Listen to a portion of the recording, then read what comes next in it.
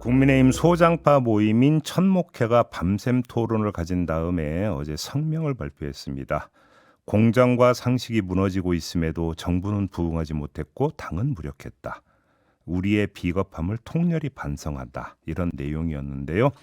이 천목회 소속이죠. 김재섭 서울 도봉갑 당선인 연결해서 자세한 이야기 들어보겠습니다. 나와 계시죠? 네, 안녕하세요. 네. 김재석입니다. 밤샘 토론을 했다고 들었는데 분위기는 좀 어땠습니까? 좀 삼엄했다고 해야 될까요? 진지하다고 해야 될까요?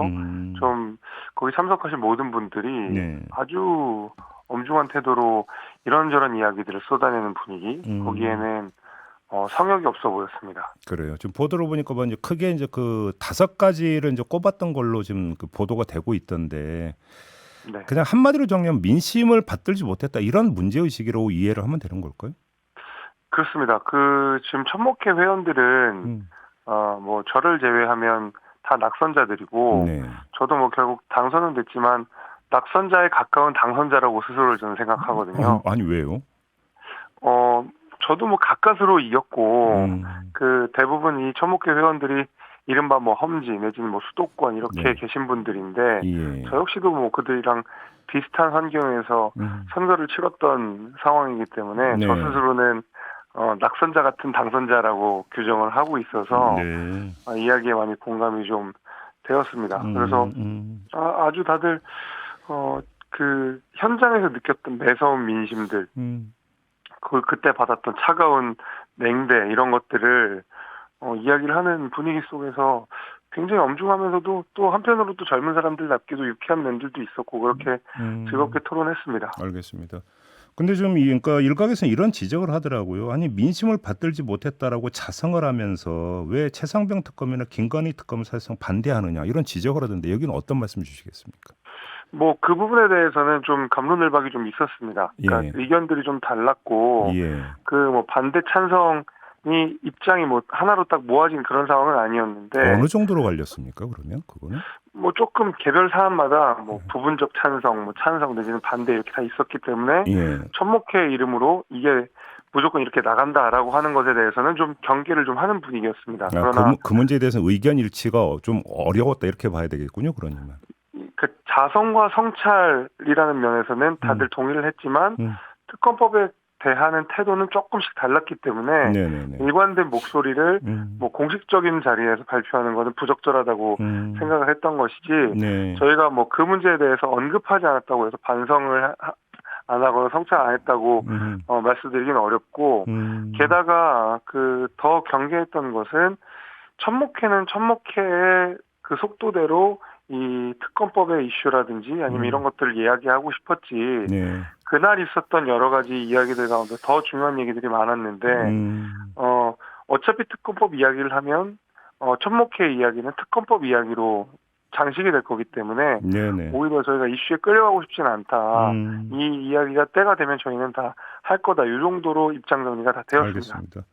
그래도 저는 그 추가 질문 하나는 좀 더 드려야 될 것 같습니다. 그 지금 민심을 받들지 못했다라는 어떤 문제의식을 깐다면 네. 최상병 특검법이나 김건희 특검법에 대한 찬성열이 높은 걸로 지금 여론조사 결과가 나오고 있지 않습니까? 그럼 네네네. 이것도 존중하고 수용을 해야 되는 거 아닙니까? 국민의힘 입장에서는? 저희 천목회에서는 그 논의 많이 했습니다. 굉장히 많이 했고 예. 실제로 찬성하는 분들 상당히 좀 있습니다. 그리고 그래요? 뭐 예. 뭐 저도 뭐 다른 데서도 많이 이야기했지만은 저 같은 경우에도 뭐 그 부분에 대해서 전향적으로 봐야 된다. 특히 이제 뭐 여사 문제와 관련돼서도 네. 특검법은 몰라도 우리가 이 문제를 테이블 위에 올려놔야 된다. 이런 식으로 해서 각각마다 여기 사안에 대한 디테일이 다른 것이지 예, 이 부분을 우리가 뭐 무시하고 넘어갈 수 있다고 말한 사람은 아무도 없었습니다. 알겠습니다. 그 당내 문제 좀 집중을 해야 될 것 같은데요. 지금 백서 있지 않습니까? 총선 백서. 네네. 이 백서의 인물 책임론을 밝히는 것은 좋지 않다. 이런 주장이 나오고 있어요. 이런 어떤 그 주장은 어떻게 평가하십니까?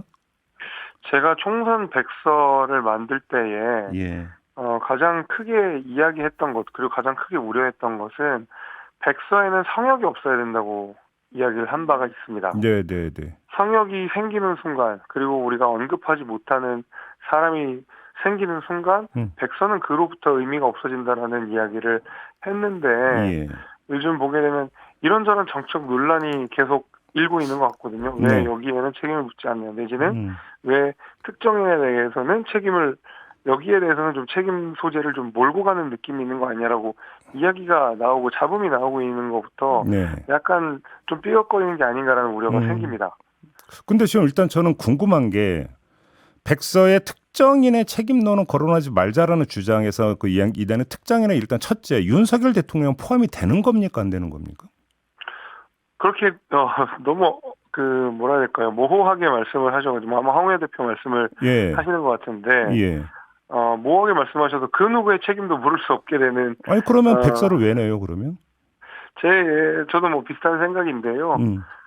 특정인의 잘못이 있다고 한다 그러면 특정인의 잘못이 무엇인지도 기술할 필요가 있고 그것이 저는 백서 TF가 네. 가지는 의무이자 특권이라고 생각합니다. 그다음에 두 번째는 뭐 다수의 이제 그 분석은 한동훈 전 비대위원장을 염두에 둔 거 아니냐는 해석도 있는데 아니 총선을 총지휘했던 그 지도자의 어떤 그 성적에 대한 평가는 당연히 따라 붙어야 되는 거 아닌가요 백서에? 저는 거기에 대해서 동의합니다. 그러니까 한동훈 위원장의 책임 소재가 얼마가 됐든지 간에 네. 뭐 그거 10%든 20%든 누군가는 100%로 볼 수도 있고요. 네. 그럼 10%인지 20%인지 50%인지는 적어도 백서 TF에서 따져봐야 되는 문제인 것이고 저희가 철저한 반성이 있어야지만이 사실은 그 반성을 토대로 더 나아지는 모습들을 보여줄 수 있는 거 아니겠습니까? 예. 네, 그런 의미에서는 누구는 배제하자, 누구의 뭐 책임은 뭐 묻지 말자라고 한다 그러면 사실 공허한 메시지밖에 나올 수 없는 알겠습니다. 거죠. 그럼 연관되는 부분인데 지금 한동훈 전 비대위원장이 이번 전대에 나설 가능성이 높다라는 그 분석이 갈수록 지금 더 많이 나오고 있는데요. 네네. 나와야 된다고 생각하십니까? 나오면 안 된다고 생각을 하십니까? 저는 사실은 한동훈 위원장이 안 나오실 거라고 생각했습니다.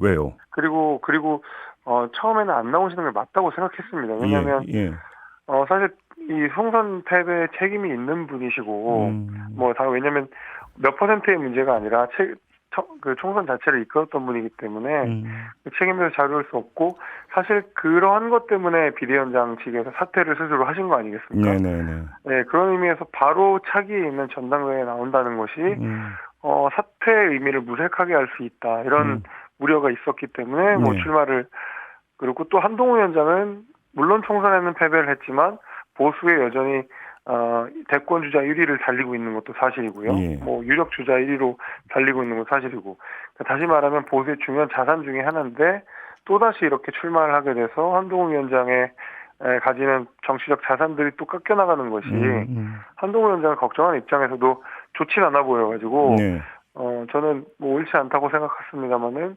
특정인의 출마 여부를 막는 것도 뭐 제 소감은 아니고 게다가 최근에 이제 그 한동훈 위원장이 사실상 출마하는 것이 아니냐라는 정치적 행보를 계속 보이고 계셔서 출마하실 것 같다는 생각도 좀 듭니다. 출마할 거로 전망을 하시는 거죠, 그러니까. 뭐 저는 그럼에도 불구하고 49대 51로 안 나올 가능성이 더 높다는 보는데 안 나올 가능성이 높다는 겁니까? 안 나왔으면 좋겠다라는 그러니까 희망일까요? 어떤 걸까요? 정확하게. 뭐 저는 한동훈 위원장을 아끼는 면에서도 그리고 본인 스스로에게도 그래도 51%는 안 나오시는 게 맞지 않나는 생각도 들지만 49%까지 출마 가능성이 높아졌다는 것을 그냥 제 개인적으로 느끼는 바입니다. 알겠습니다. 천목회에서 요구했던 게 전대룰 변경. 네. 근데 지금 저희가 며칠 전에 이철규 의원하고 인터뷰했는데 이철규 의원 같은 경우는 명백히 반대에서도 표명을 하고 이러던데 변경이 가능할 것 같습니까? 일단 움직임이 어떤 것 같습니까? 저는 가능하다고 보고 요거는 바뀌어야 된다고 손을 봐야 된다고 생각을 합니다. 왜냐하면 전대룰이라고 하는 것이 이제 일각에서 주장하는 것도 이런 거 아니겠습니까? 당원들이 당비 낸다. 그리고 전당대회는 당원들의 잔치다. 이게 주요한 논건데 그 논거는 사실 빈약한 논거거든요. 왜냐하면 저희가 많이 이야기하는 것처럼 국민들이 내는 세금으로 정당의 국고보조금이 지원이 됩니다. 그래서 뭐 당원들만 돕는다라는 얘기는 좀 궁색한 이야기인 것 같고요.